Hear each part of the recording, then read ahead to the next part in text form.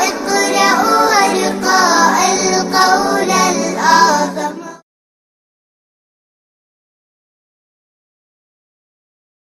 حضرت حلیمہ سعدیہ نے جب آپ صلی اللہ علیہ وآلہ وسلم کو اپنے ساتھ لے جانے کا ارادہ کیا تو آپ کی اونٹنی جو کہ بوڑھی تھی وہ صحت مند ہو گئی. آپ کا کھچر جو مریل تھا وہ بھی صحت مند ہو گیا اور تیز تیز دوڑنے لگا. قافلے کی دوسری عورتوں کو حیرت ہوئی اور انہوں نے حضرت حلیمہ سعدیہ سے پوچھا کہ کیا یہ وہی خچر ہے؟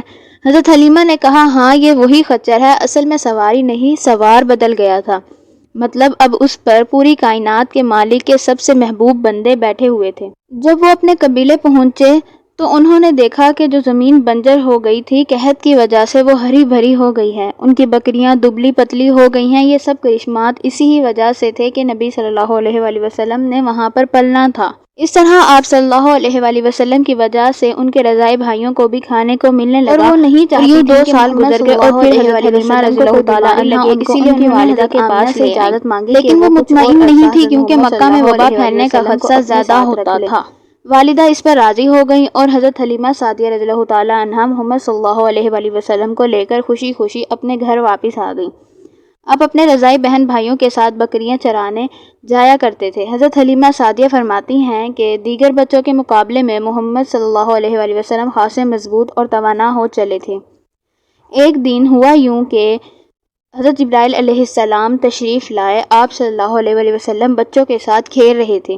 جبرائیل علیہ السلام نے آپ صلی اللہ علیہ وآلہ وسلم کو زمین پر لٹایا، ان کا سینہ چاک کیا، ان کا دل نکالا اور اس کے بعد اس میں سے کالے رنگ کا ایک لوتھڑا نکال کر باہر پھینکا اور کہا یہ شیطان کا حصہ تھا. پھر دل کو ایک پلیٹ میں رکھ کر زمزم سے دھویا اور جوڑ کر دوبارہ اس کی جگہ نصب کر دیا. اب شیطان آپ کے قریب بھی نہیں پھٹک سکتا تھا.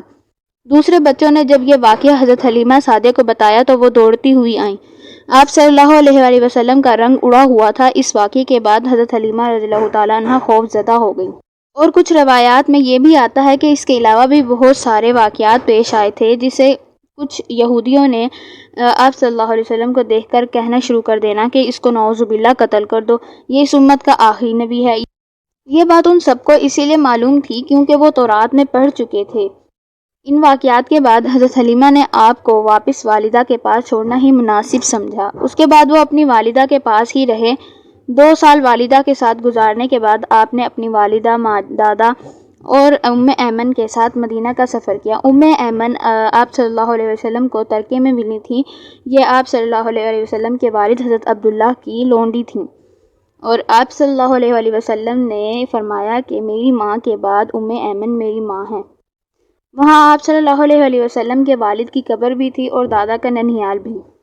آپ صلی اللہ علیہ وآلہ وسلم مدینے میں 1 ماہ رہ کر واپس ہوئے تو راستے میں آپ صلی اللہ علیہ وآلہ وسلم کی والدہ بیمار ہو گئیں اور ابواہ کے مقام پر فوت ہو گئیں اور انہیں وہیں دفن کر دیا. آپ صلی اللہ علیہ وآلہ وسلم نے اپنے والد کو دیکھا تک نہیں تھا. اس کے بعد آپ اپنی والدہ کے ساتھ بھی اتنا عرصہ نہیں رہے اور وہ بھی وفات پا گئیں. لیکن ان سب کے باوجود آپ صلی اللہ علیہ وآلہ وسلم نے کبھی بھی اللہ سے شکوہ نہیں کیا. دیکھا جائے تو وہ اللہ کے سب سے محبوب بندے ہیں، لیکن وہ جانتے تھے کہ جو اللہ ان کے ساتھ کر رہا ہے وہ بہتر جانتا ہے، کہ وہ سب میرے لیے اور باقی سب کے لیے بہترین ہے. اسی لیے ہمیں چاہیے کہ ہم بھی ہر مشکل وقت میں اللہ پر بھروسہ رکھیں، چاہے کچھ بھی ہو جائے.